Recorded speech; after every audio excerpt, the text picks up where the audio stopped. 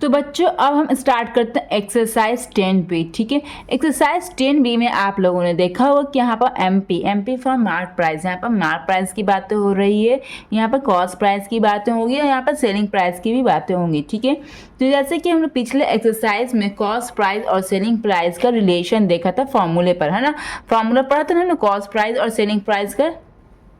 तो अब यहाँ पर हम लोग बात करेंगे, ये एक्सरसाइज में हो गया है 10B। ठीक है, यहाँ पर हम लोग बात करेंगे बच्चों, थोड़ा सा आप लोग ध्यान दे दें। यहाँ पर हम लोग एमपी की बात करेंगे। एमपी फॉर मतलब क्या होता है? एमपी मतलब होता है मार्क प्राइस। एमपी मतलब होता है क्या? Mark price. ओके बच्चों, तो एमपी फॉर मार्क प्राइस होता है। ठीक है, तो यहाँ पे क्या करता है, यहाँ पर जैसे कि कोई भी अगर कोई डीलर अगर कोई प्रोडक्ट ख़रीदा, कोई सामान ख़रीदा, ठीक है, उसने जितने भी रुपए में ख़रीदा, वो क्या करता है, वो उस जैसे कि एक पेन का बॉक्स ख़रीदा उसने, ठीक है, तो उसमें वो जो मार्क दे देगा, जैसे उसने वहाँ पर मार्क करके लिख दिया जैसे कि 200 लिख दिया, ठीक है, लेकिन वहाँ पर 200 प्राइस लिखा रहता है, लेकिन एक्चुअली में वो सेल उसे करता रहता है 150 में। तो ये जो 200 लिखा रहता है, जिसमें 200 जो ये लिखा रहता है, जिस पर हम लोगों को जिससे कम हम लोग जैसे कि हम परचेज करते हैं 150 पर, ठीक है, तो ये हो गया मेरा एमपी, जो हम लोगों को कुछ डिस्काउंट करके वो डीलर 150 रुपीज़ में वो सेल कर रहा है। ठीक है, और एक्चुअली उसने जो ख़रीदा था वो 100 रुपये में वो पेन बॉक्स ख़रीदा था।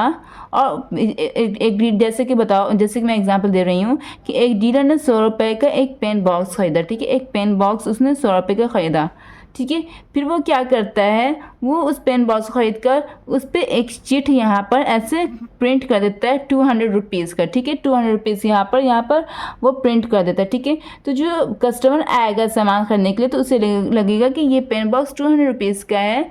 फिर क्या करता है, अपनी तरफ से वो डीलर क्या करता है, कुछ डिस्काउंट दे देता है इस पर और बोलता है कि चलो मैं तुम्हें 150 रुपये में दे रहा हूँ, ठीक है, ये 200 रुपये का मैं तुम्हारे लिए 150 रुपये कर देता हूँ रेट, तो घटा कर। ठीक है, तो ये मेरा हो गया सेलिंग प्राइस, ये मेरा हो गया मार्क प्राइस, जो प्रोडक्ट पर मार्क करके लिखा रहता है, और ये जो 100 रुपीज़ होगी ये मेरा कॉस्ट प्राइस है, जो डीलर ने या शॉपकीपर ने उसे खुद परचेज करके लाया था और उस प्रोडक्ट पर उसने ये प्राइस प्रिंट कर दिया, लेकिन एक्चुअली कस्टमर को वो इस प्राइस पर सेल कर रहा है। तो ये मेरा मार्क प्राइस हो गया, ये मेरा सेलिंग प्राइस हो गया, ये मेरा कॉस्ट प्राइस हो गया। ठीक है, तो अब यहाँ पर हम लोग जानते हैं रिलेशन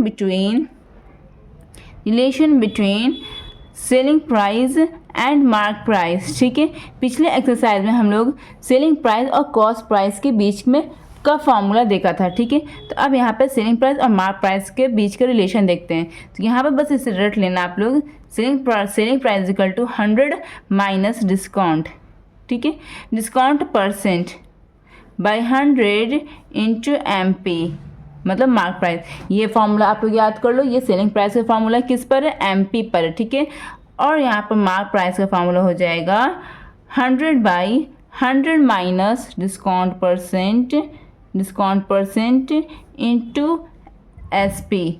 ठीक है, ये सेलिंग प्राइस का फार्मूला है, ये मार्क प्राइस का फार्मूला है। ठीक है, देखो सेलिंग प्राइस और मार्क प्राइस के बीच में डिस्काउंट का रिलेशन आता है, डिस्काउंट टर्म में यूज़ होता है। ठीक है, लेकिन एसपी और सीपी के बीच में प्रॉफिट और लॉस का टर्म यूज़ होता है।